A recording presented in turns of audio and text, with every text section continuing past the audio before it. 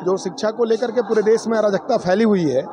अभी 21 बच्चों ने जो आत्महत्या किया है वो देश के बच्चे थे, देश के भविष्य थे, और उन बच्चों के आत्महत्या की जिम्मेवारी कोई सरकार लेना नहीं चाह रही है। ये दुर्भाग्यपूर्ण है।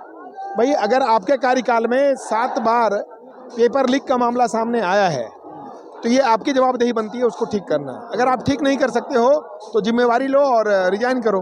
आप पूर्व में भी देखे होंगे बहुत सारे मंत्रालय में, ऐसी रेल मंत्रालय हो या और कोई मंत्रालय हो, जहाँ पे घटनाएं घटित हुई है तो उन्होंने जिम्मेवारी ली और रिजाइन किया, ताकि देश में एक अच्छा मैसेज गया कि सरकार जिम्मेवार है लोगों के प्रति। आपको लगता है कि ये सरकार रिस्पॉन्सिबिलिटी लेती है? देखिए, धरने प्रदर्शन होते हो रहे हैं, रेलवे में दुर्घटना होती है तो उसमें वो बताते हैं कि एक्सीडेंट से पहले ही पता चल जाएगा, लेकिन उनका वो नहीं हुआ, इस्तीफा नहीं हुआ। और अब सड़कें टूट रही हैं लगातार, और अब ये क्या नाम है, एग्ज़ाम तो लीक हो ही रहे हैं। सर, ओवरऑल अगर सारे क्षेत्रों की बात करेंगे ना तो सब जगह पे ये सरकार विफल है। शिक्षा, चूँकि ये विषय शिक्षा का है इसलिए हम लोग शिक्षा की बात कह रहे हैं। अदरवाइज आप जैसे अभी सड़कों की बात कहा आपने, नितिन गडकरी जी का क्या कहना है? टॉल बढ़िया बढ़िया लगा दिया आपने। पेट्रोल आपने बोला था 17 रुपये लीटर करेंगे और आप 167 पहुंचा दिए उसको। अभी रिसेंट में 167 रुपये का स्टेटमेंट गडकरी जी ने खुद का दिया है। अदरवाइज भाई आप इथनॉल मिला हुआ डीजल आप पेट्रोल यूज़ करो। तो गड़बड़ियाँ तो सभी क्षेत्रों में है।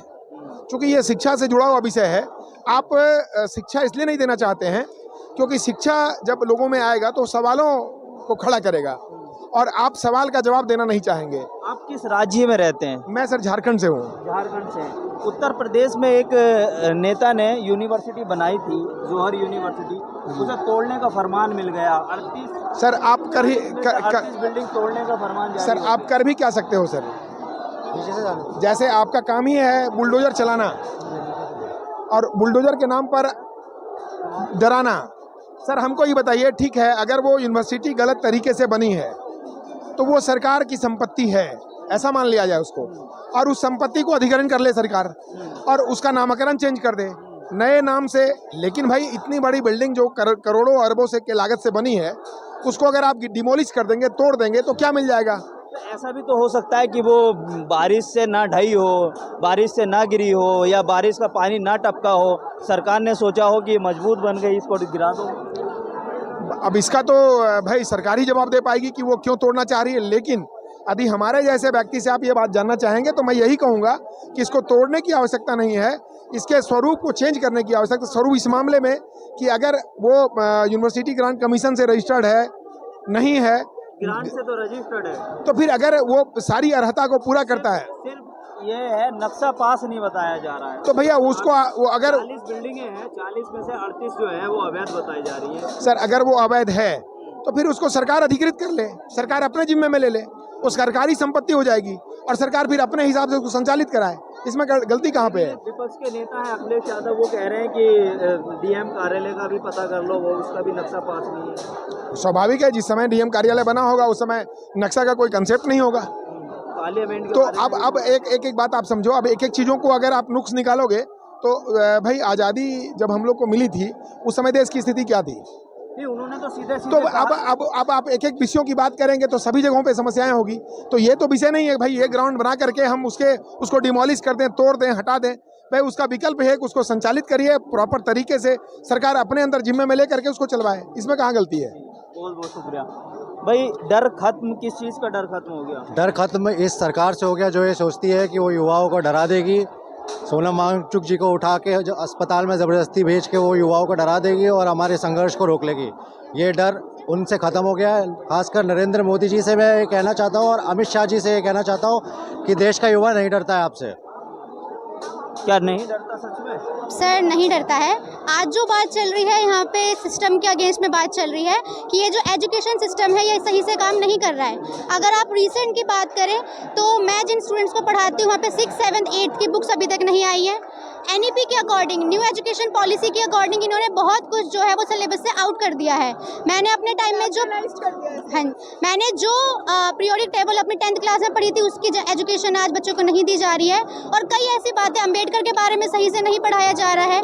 ऐसे नेता, ऐसे लोग जिन्होंने तो उन्होंने कह दिया इतिहास हम बदलेंगे, तो वो किताबें सर इतिहास बदलने से जो हुआ है वो तो नहीं बदल सकता, वो किताबों में जो लिखते हैं वो अपने अकॉर्डिंग, अपने पॉइंट ऑफ व्यूज़।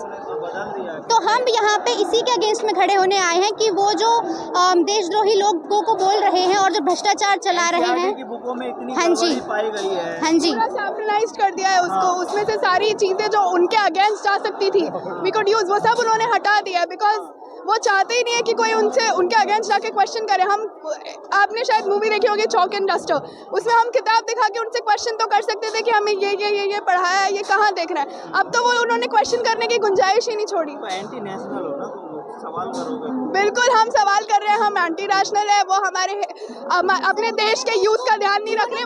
वो देश को पीछे लेकर गए हैं। वो 2014 में जो कुछ भी बोलकर आए थे वो आज तक पूरा नहीं हुआ है। हम सरकार को इसलिए चुनते हैं कि जो पास्ट में गलतियां हुई हैं फ्यूचर में ना हो, प्रेजेंट में ना हो।